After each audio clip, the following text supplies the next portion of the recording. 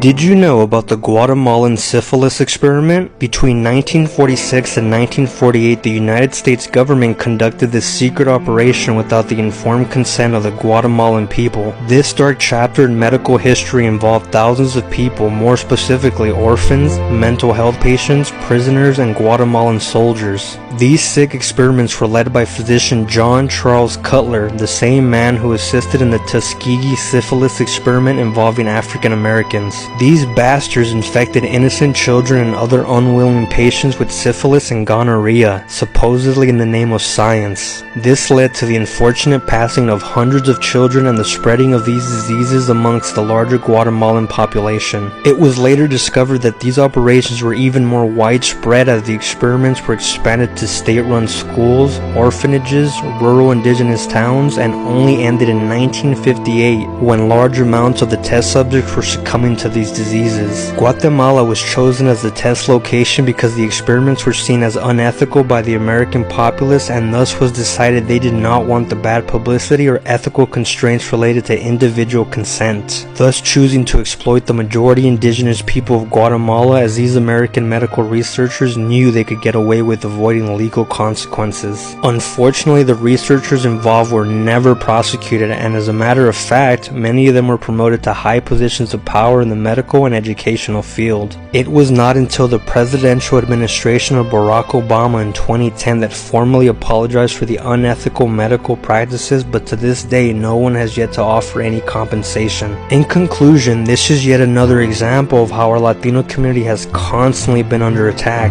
and if we do not remain vigilant, events like these will most certainly occur again.